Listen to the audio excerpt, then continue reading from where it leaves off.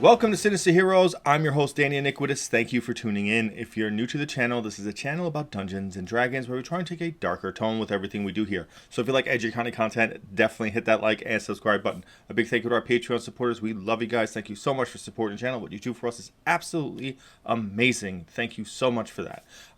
We are starting out our 2024 Player's Handbook review and comprehensive guide through everything. We're now going to jump into the Barbarian subclasses.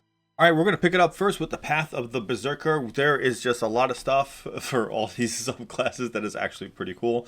First off, they did change the Path of the Berserker, which I think is a little bit better.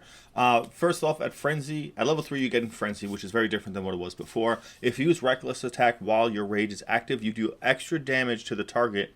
To the first target you hit on your turn with a strength-based attack. To determine the extra damage, roll a number of d6s equal to your rage damage bonus and add them together. The damage has the same type as the weapon or unarmed strike used for the attack. Now, whenever you go reckless, you add 2d6 on top of whatever your damage is at level 3. And that increases as you gain those increases to your rage damage bonus.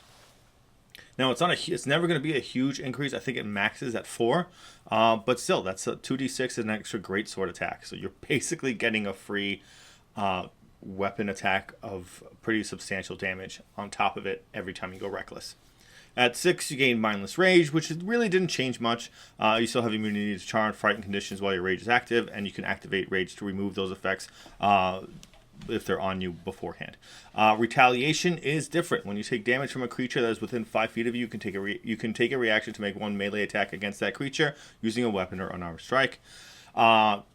Also, you gain Intimidating Presence, which hasn't really changed, which is basically a 30-foot AoE fear based on your strength modifier plus your proficiency bonus plus the DC of 8. So that'll increase no matter what, and that's pretty great considering it's a bonus action. So you can use that before you go in and start attacking. Next is the Path of the Wild Heart. This replaces the Totem Warrior. This was seen in Baldur's Gate 3. Some of the things did change. You do gain a couple of ritual spells, which is new. At level 3, you gain Animal Speaker, which lets you cast Beast Sense and speak with animals only as a ritual, and Wisdom is your spellcasting ability for it. It is a unique thing thematically to kind of put that together. Maybe you want to dip into Wisdom a little bit. Maybe you were part of a druidic society. Maybe that's kind of where this comes from. At level 3, you gain Rage of the Wild. This is very much like the Totem Warrior, except some things have changed. Where the Bear Totem was resistant to everything except for psychic damage, you're now resistant to everything except for force, necrotic, psychic, and radiant damage. So like fire, thunder, all the elemental stuff, which again kind of fits in really with that very close druidic theme. I am noticing that force is one of the damage types that is almost never resisted by anything, so keep that in mind when building your characters. The Eagle has changed. When you activate your rage, you can take the disengage and dash actions as part of that bonus action, and while your rage is active, you can take a bonus action to take both of those actions, which is pretty great all things considered, because you're running from halfway around the battlefield, you're also disengaging on top of that. It's a pretty powerful movement ability to gain for Rage of the Wilds. Finally, the Wolf. It works basically the same. While your rage is active, your allies have advantage on attack rolls against any enemy of yours within 5 feet of you, which can be pretty good considering how many enemies can be surrounded you at one time. And as a barbarian, that is definitely something you're interested in. The level 6 ability aspect of the wilds also changed a little bit. The Owl gives you dark vision with a range of 60 feet. If you already have dark vision, it increases by 60 feet. It's one of the very few things that can get you up to 120. Panther gives you a climb speed equal to your speed. The aspect of the salmon gives you a swim speed equal to your current speed. Keep in mind those two are pretty campaign dependent. The owl one is probably the most universal depending on what kind of character you have for your species. At 10, you get Nature Speaker, where you can commune with nature, but again, it's a ritual that requires your use of wisdom, which is good. Commune with nature hasn't changed. It just kind of clarified some things, made it a little easier to understand. And at 14th level, you gain one more final animalistic property with the 14th level ability, Power of the Wilds. You can gain the Falcon, while your rage is active, you have a fly speed equal to your speed if you aren't wearing any armor. The lion, while your rage is active, any of your enemies within 5 feet of you have disadvantage on attack rolls against targets other than you or another barbarian who has this option active. Or the ram, while your rage is active, you can cause a large or smaller creature to have the prone condition when you hit it with a melee attack. I think the ram is most applicable. I do like that all the abilities you gain kind of cap out at like 14th level, which is pretty great. So you'll be able to see this more and more in most campaigns. Path of the Zealot. This also did change quite a bit. So now you still gain Divine Fury, which is great, but it's now a little bit different. You can channel Divine Power into your strikes. On each of your turns while your rage is active, the first creature you hit with a weapon or an unarmed strike takes an extra damage equal to 1d6 plus your Barbarian level rounded down, and this extra damage is either necrotic or radiant, and you choose the time each time you deal the damage, so you can swap around, which is great because if you fight a lot of undead, radiant is kind of your key to keeping them down. At 3rd level, you also gain Warrior of the Gods. A divine entity helps to ensure you can continue the fight. You have a pool of 4 d12s that you can spend to heal yourself as a bonus action. You can expend the dice from the pool, roll them, regain a number of hit points equal to the roll's total, and your pool regains all expended dice at a long rest. And then the pool increases when you reach certain levels. At 6, it's 5 dice, 12 is 6 dice, and 17 is 7 dice. So you do have an inherent heal to yourself, which is pretty good. They did take out the being able to be resurrected with no cost components, so that is gone. At 6, you get fanatical focus. Once per active rage, you can, if you fail a saving throw, you can re-roll it with the rage damage bonus added onto it. At 10, you get zealous presence, which is a way to kind of inspire your allies. This is not unusual. The zealot barbarian did have this previously. It stays basically the same. You get 60 feet. To pick up to 10 creatures of your choice to have advantage on attack rolls and saving throws until the start of your next turn. The saving throws thing, I believe, is new. At level 14, you gain a new capstone ability. It's called Rage of the Gods. When you activate your rage, you can assume the form of a divine warrior. This form lasts for 1 minute or until you drop to 0 hit points. Once you use this feature, you can't do it again until you finish a long rest. When you do, while you're in this form, you gain the following benefits. This is pretty wild. Fly. You have flight speed equal to your speed and can hover. What that means is when you're flying, if something knocks you prone, you don't plummet to the ground. Resistance. You have resistance to necrotic, psychic, and radiant damage types, which is very campaign specific, pretty much. But again, necrotic, you'll probably fight a lot of undead, so you'll probably see a lot of that anyway. And you gain Revivification, which is just absolutely bonkers. When a creature within 30 feet of you drops to 0 hit points, you can take a reaction to expend a use of your rage to instead change the target's hit points to a number equal to your barbarian level. That you can use as many times as you have rages available to you. Just consider how insane that is. This brings us to the new subclass that the barbarian has gotten. It's called Path of the World Tree. This has a little bit of flavor text. This is a little strange of a concept overall, I feel, so I think it's worthwhile to read it out. Barbarians who follow the Path of the World Tree connect with the cosmic tree Yggdrasil through their rage. The tree grows among the outer planes, connecting them to each other and the material plane. These barbarians draw on the tree's magic for vitality and a means of dimensional travel. So again, very odd, especially considering rage as a concept, and then now you're using it to transport through different planes of existence. At level 3, you gain Vitality of the Tree. Your rage taps into the life force of the World Tree, and you gain the following benefits. Vitality Surge. When you activate rage, you gain a number of temporary hit points equal to your barbarian level, which is great considering the rage will give you damage resistance. Those temporary HP will probably go a lot further. So keep that in mind. That's a very big buff to you defensively, because now you have to chew through that. And take, again, it's 3 in the beginning, but it's whatever damage you take that's halved from bludgeoning, piercing, and slashing, which is the most common damage types. So that will help you from getting hit your regular hit points. So it's good. It's a defensive bonus.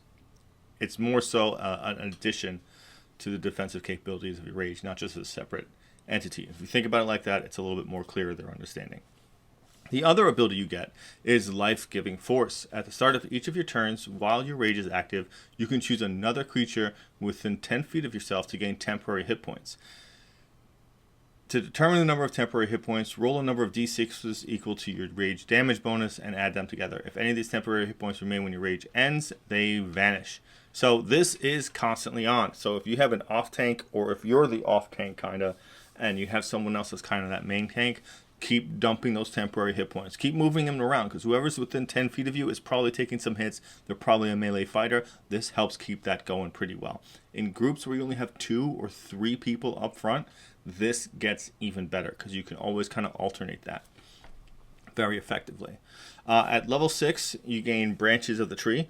Whenever a creature you can see starts its turn within 30 feet of you while your rage is active, you can take a reaction to summon spectral branches of the world tree around it. The target must succeed on a strength saving throw against your strength modifier proficiency bonus plus the DC of 8, or be teleported to an unoccupied space you can see within 5 feet of yourself, or in the nearest unoccupied space you can see. After the target teleports, you can reduce its speed to 0 until the end of the current turn.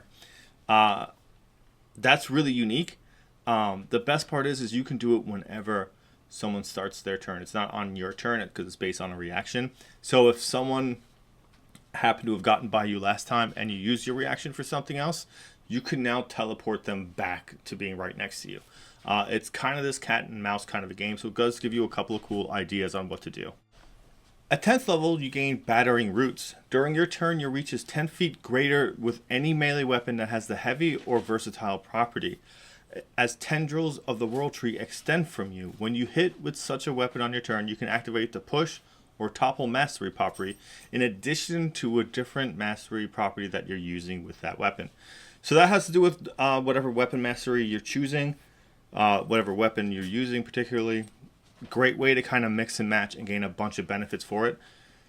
Having 10 feet increased reach means you have a 15-foot radius of which you can attack. The interesting thing is it's only during your turn. So if somebody tries to use an opportunity attack to move past, you, and you try to use an opportunity attack, again, you do not gain that bonus because that is not on your turn. That is on their turn.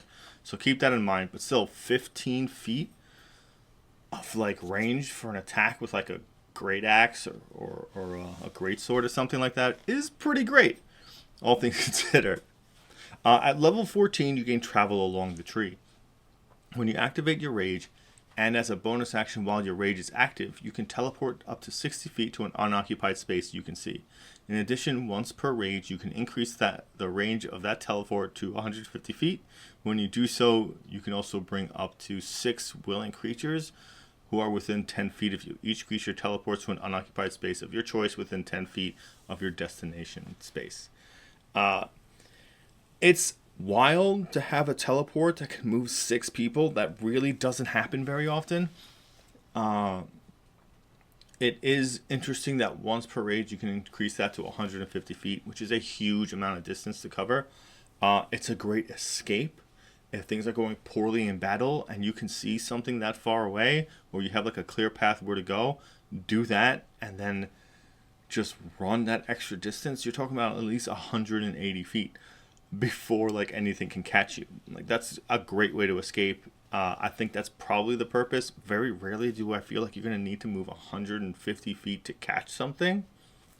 But it might be great in circumstances where you have to traverse a giant gap or something, or there's some sort of environmental effect.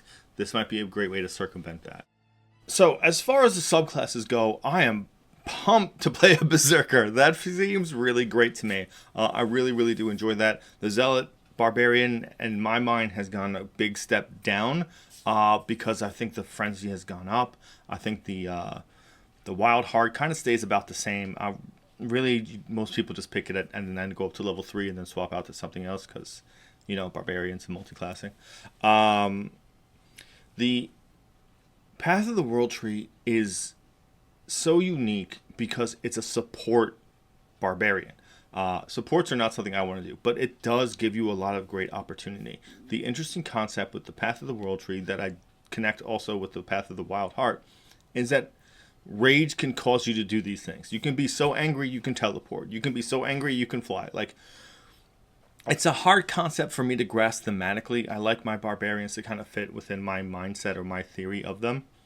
And those two kind of take it to a whole new level, which I think is really interesting and creative. It's just, they don't seem to have the same pizzazz to me as some of the other barbarian subclasses, like the Beast, or again, the new Path of the Berserker, or even the